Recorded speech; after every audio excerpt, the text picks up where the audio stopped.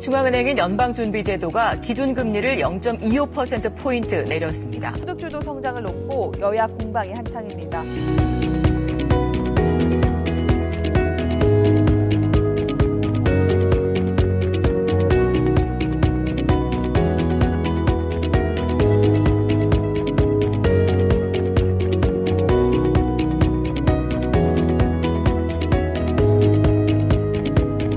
국내 주요 연구기관들도 다 반등한다고 얘기하는데 도대체 누가 위기라고 이야기하는 건가?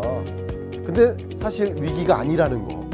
2020년은 무슨 점이요? 대전환점이라는 거.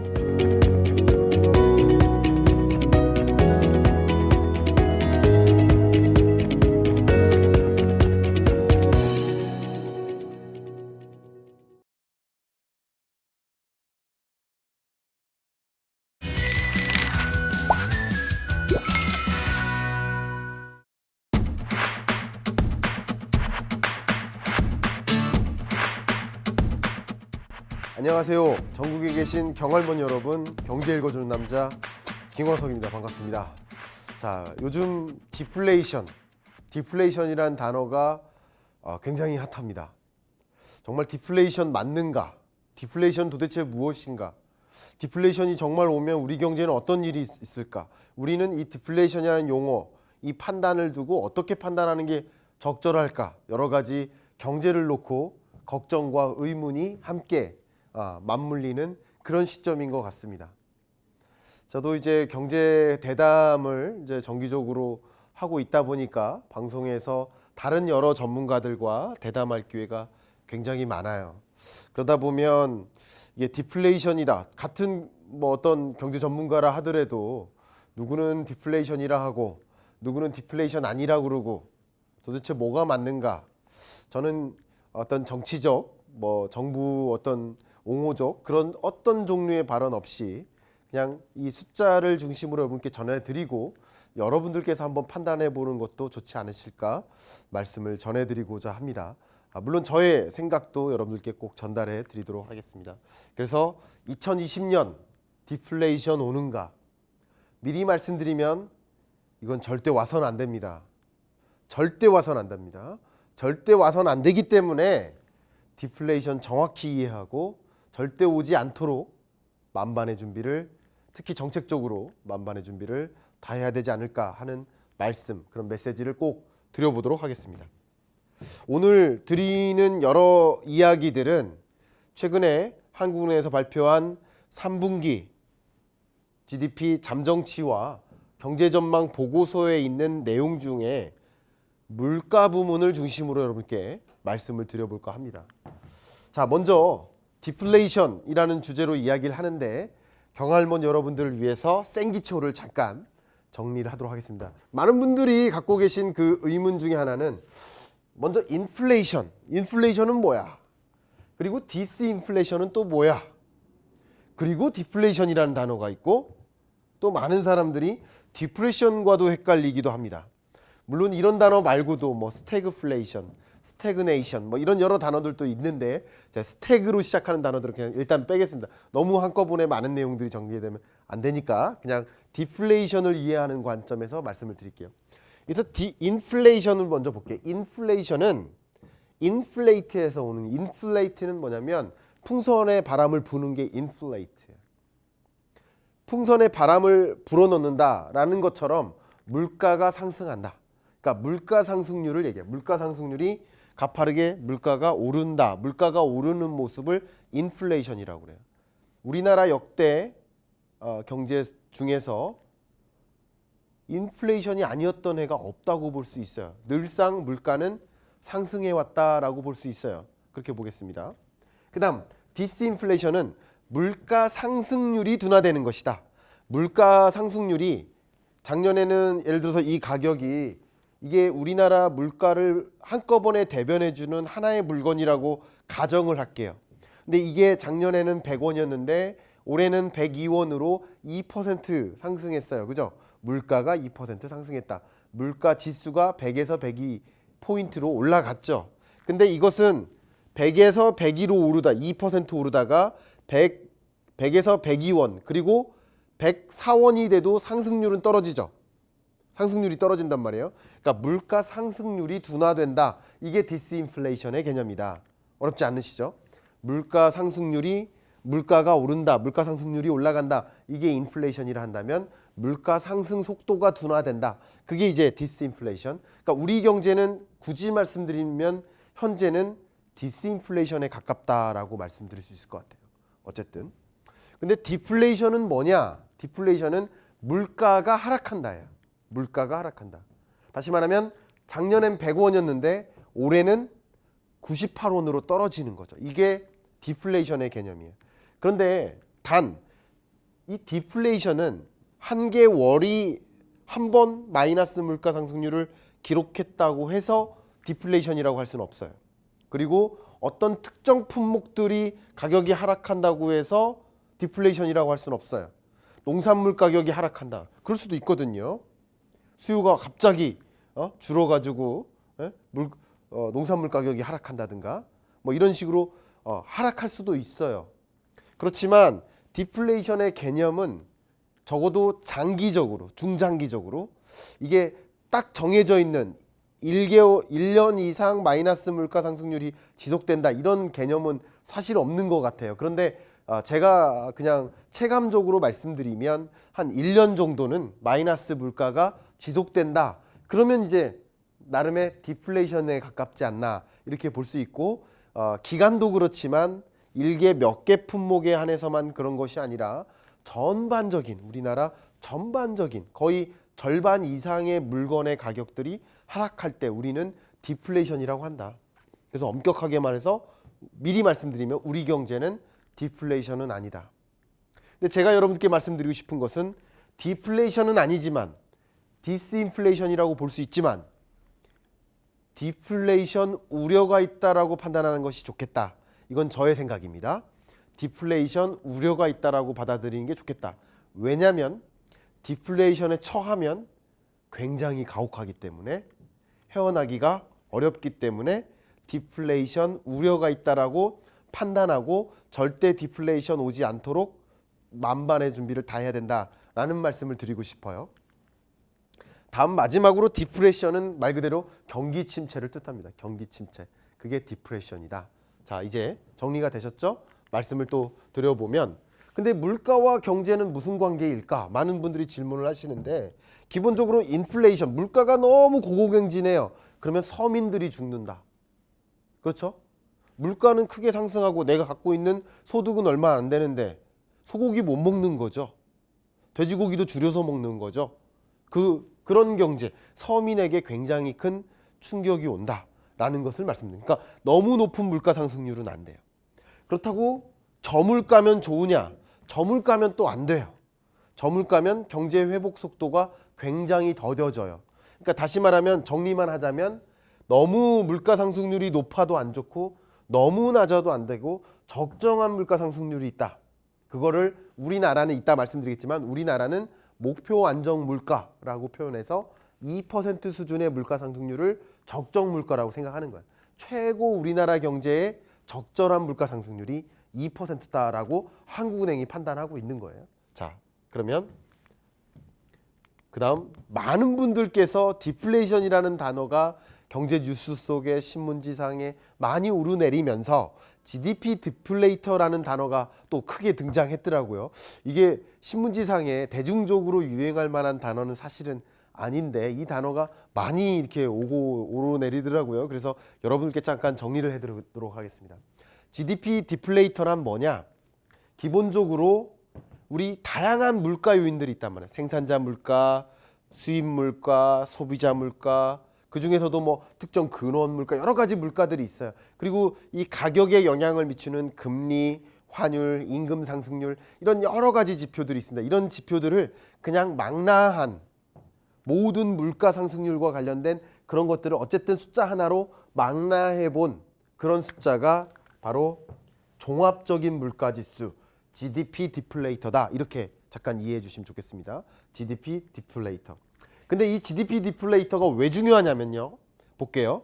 이 공식이 수학 공식이 좀 낯선 분들도 있으시겠지만 잠깐 설명을 드리면 명목 GDP가 있습니다. 자, 명목 GDP가 뭐냐면, 자, 이 빵집이 작년 한 해 90원짜리 빵을 10개 팔았어요. 그럼 작년 매출액이 900원이었어요. 근데 올해는 가격이 올라갔어요. 100원으로. 90원이 100원으로 올라갔어요. 100원으로 올라갔는데 물건은 좀 덜 팔았어요. 9개 팔았어요. 근데 작년 매출액도 900원이고 올해 매출액도 900원이에요. 빵은 덜 팔렸는데 그거 이상하죠? 이게 뭐예요? 가격 상승분이 작용해서 경제가 성장한 것처럼 보여지잖아요. 그렇죠? 그게 명목 GDP의 개념이에요. 그 당해년의 가격이 반영돼서 국민 소득을 추정하기 때문에 가격 상승분이 반영된 그 생산액을 부가가치의 총계를 합한 게 명목 GDP다. 되셨죠? 근데 그 명목 GDP에서 물가를 나눠요. 종합 물가를 나눠요. 자, 어떻게 나누냐면 여기 보세요. 여러분 곱하기 실질 GDP 양변에 하면 실질 GDP가 이쪽으로 가죠. GDP 디플레이터를 나눠요. 각각의 양쪽 변에 내려가죠. 다시 말하면 명목 GDP를 GDP 디플레이터로 나누면 그게 실질 GDP가 돼요. 다시 말하면 지금 가격이 상승해서 경제가 성장한 것처럼 보였잖아요. 같은 900원. 성장한 건 아니지만 경제가 유지된 것처럼 보이잖아요. 근데 사실은 물가 상승분을 제외했을 때 그 나라의 실제 경제를 확인할 수 있잖아요. 그러니까 우리가 주로 보는 것은 실질 GDP거든요. 그렇기 때문에 그 명목 GDP를 나눌 때 쓰는 게 GDP 디플레이터다. 다시 말하면 정말 우리나라 물가 상승률을 대변해주는 종합적인 물가 지표다. 되셨죠? 자, 그러면 이 GDP 디플레이터가 어떤 흐름을 갖고 있을까? 이번 GDP 잠정치가 나왔는데 앞에 보여드렸던 그 보고서는 제 블로그에 같이 참조해 놓도록 하겠습니다. GDP 디플레이터가 2017년 3분기에 나름의 고점을 찍고 GDP 디플레이터가 이렇게 하락하고 있죠. GDP 디플레이터 지수가 있고 그 지수의 증감률을 계산했더니 이렇게 하락하고 2018년 4분기부터 마이너스를 찍어요. 종합적인 물가지수라고 표현할 수 있는 이 GDP 디플레이터가 4분기부터 마이너스를 찍고 마이너스 폭이 커져요. 종합적으로 물가가 하락하는가 보다. 물론 근거는 있어요. 대표적으로 뭐 전세 가격이 많이 하락했기 때문에 이게 반영된 거다라는 그런 정부 측에서는 이거 디플레이션 아니다 라고 설명하는 근거들은 물론 있습니다만 어쨌든 종합적인 물가 지표가 마이너스로 전환되고 마이너스 폭이 커지니 디플레이션 우려 있는 거 아니야 라고 생각해 볼 수 있는 거거든요. 더 한번 보도록 하겠습니다. 더군다나 이 GDP 디플레이터 지수를 우리나라가 104.7을 기록했는데 이 값을 다른 주요국들하고 비교해 보면 이 비교 대상 주요국들하고 봤을 때 가장 낮죠. 가장 낮죠. 이 중에서는 상위 12위에 해당됩니다. 이런 관점에서 그러니까 GDP 디플레이터가 하락하는데 우리나라는 또 유독 낮다. 그러면 세계적인 현상일 뿐만 아니라 물가 상승 속도가 하락하는 물가가 둔화되는 이런 흐름이 세계적인 흐름일 뿐만 아니라 우리나라는 더 심각한 상황이구나 라고 판단해 볼 수도 있는 거거든요. 자, 이렇게 보고요. 이제부터 실제로 물가 동향을 한번 제대로 들어가 보도록 하겠습니다. 자, 먼저 제가 여러 차례 보여드렸는데 특히 이 오늘 말씀드리는 것은 이번 한국은행의 물가 전망치를 반영한 겁니다. 근데 기존의 2019년 물가 상승률 전망치는 0.7%였어요. 되셨죠? 0.7%였는데 이번 11월 전망치는 0.4%로 하향 조정했습니다. 그리고 2020년 물가 상승률 전망치가 제 기억이 갑자기 안 나네요. 기존에는 한 1.6% 정도 됐던 것 같은데 지금 이번 11월 전망치는 1.0%입니다. 그러니까 기존에 전망했던 것보다도 물가 상승률이 하락하고 있고 그냥 그 절대값으로만 봐도 굉장히 낮은 값이다. 한번 볼게요. 장기적인 텀에서 봤을 때 물가 상승률의 레벨이 2000년대는 평균적으로 한 3.5% 정도를 유지하고 있죠. 그리고 글로벌 금융위기나 유럽발 재정 위기가 지난 이후에 2010년대를 보면 물가 상승률의 레벨 자체가 그냥 1% 정도로 떨어졌죠. 그러면 구조적으로 물가 상승률이 둔화되고 있구나. 그 다음 이제 중기로 볼게요. 중기. 2010년대 이후에 물가 상승률과 경제 성장률을 보면 한국은행의 전망치가 이렇습니다. 2017년이 1.9, 2018년이 1.5, 그리고 2019년이 0.4%예요. 그러니까 최근 물가 상승률이 목표 물가, 안정적인 물가가 2%라고 한다면 대략 7,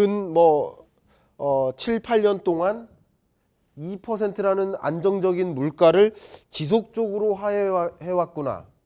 지속적으로 하회해왔고 최근 2019년 들어 물가가 특히 더 많이 어쩌면 홍익인간 이래로 우리나라 역사 이래로 가장 낮은 물가 상승률을 기록하고 있구나.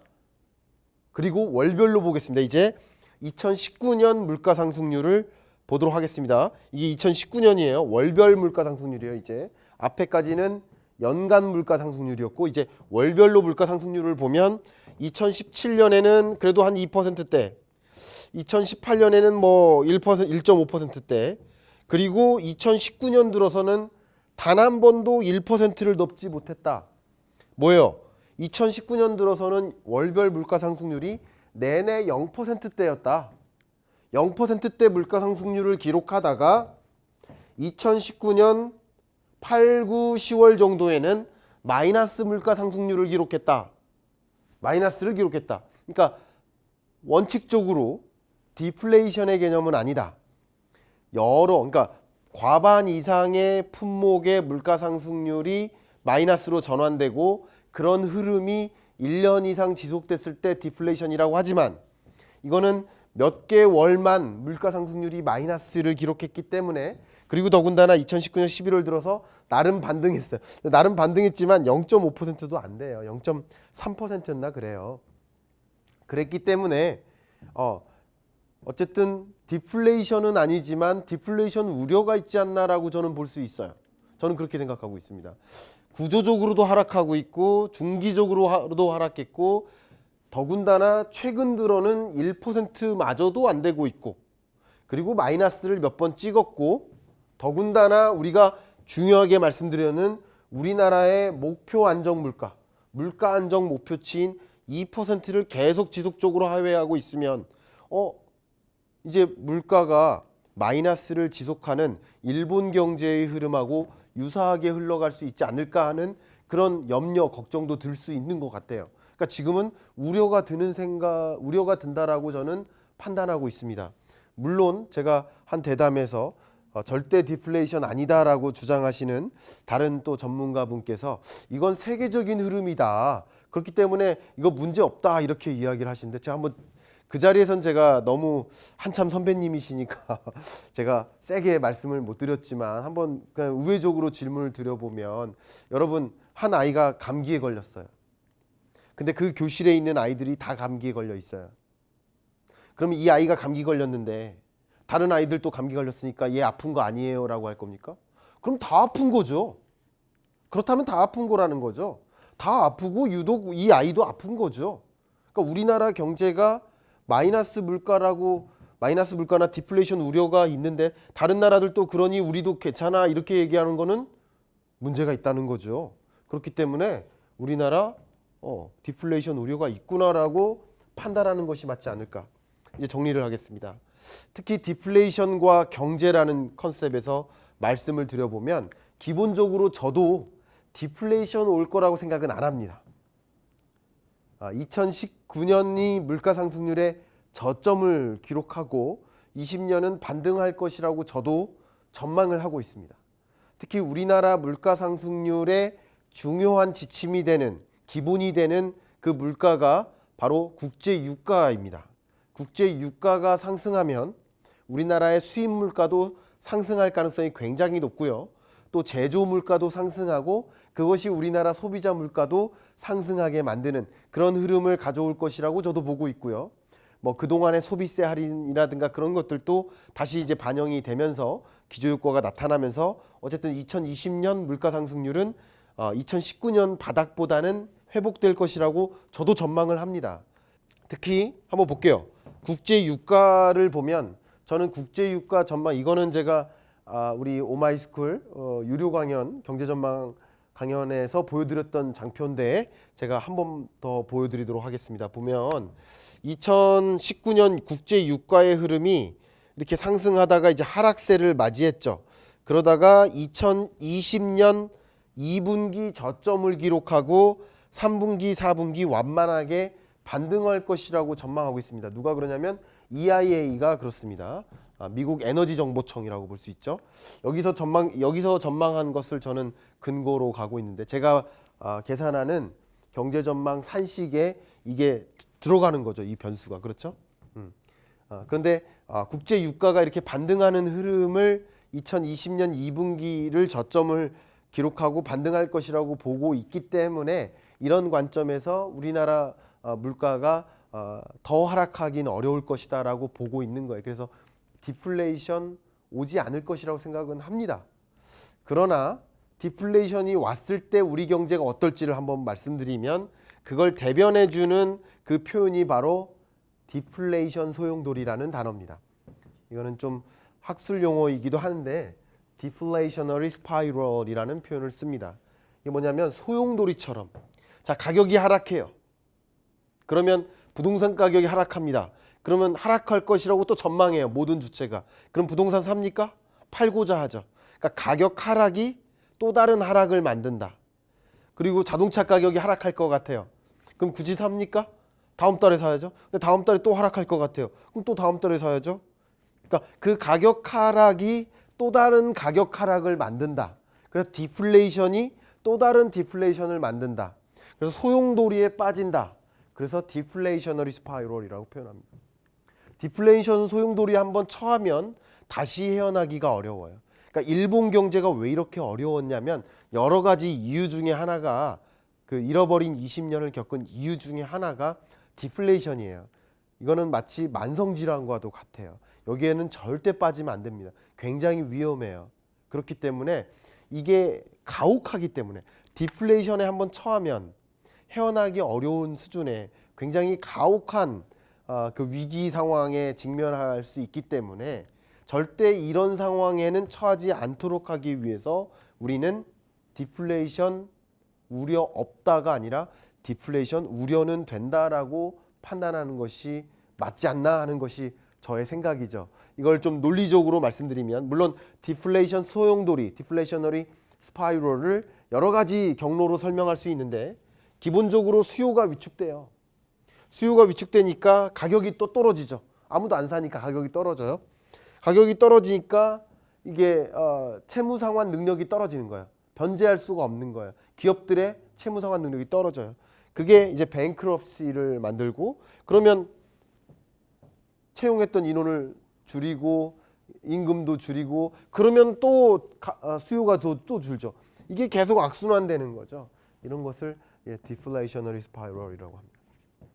이렇게 디플레이션에 한번 처하면 우리 경제가 헤어나기 어려울 만큼 굉장히 가혹한 그런 짐을 짊어져야 되는 상황이기 때문에 디플레이션이라는 것을 바로 안고 우리가 지금 디플레이션에 처했다라고 볼 수는 없지만 디플레이션 우려가 상당히 있다라고 최악의 상황을 가정해 놓고 어떤 무언가의 대응책을 마련하는 것이 더 적절한 스탠스가 아닌가. 단순히 그런 우려 없다라고 이렇게 항변하는 것보다는 그런 자세가 우리에게 더 필요하지 않을까라는 말씀을 드리면서 경제 읽어주는 남자 2019년 마지막 주 방송이죠. 벌써 2019년을 마무리하는 해가 됐습니다. 좀 마무리하는 이런 시점에 이 성탄 시점에 조금 묵직한 무거운 주제를 던져드려서 대단히 죄송하지만 그래도 여러분 이런 어떤 가혹한 2020년의 위기 상황으로 전개되지 않도록 하는 하나의 메시지가 될 수 있기를 바라고요. 여러분 연말에 안전 꼭 유의하시면서 행복한 일들 여러분 계획하시는 일들 다 잘 이루어질 수 있도록 또 차분히 한 해를 마무리하고 2020년을 또 성공적으로 가져나갈 수 있도록 잘 준비할 수 있는 그런 마무리되는 그런 시점을 맞이하시기를 바랍니다. 이상으로 2019년 마지막 경제 읽어주는 남자 마무리하도록 하겠습니다. 감사합니다.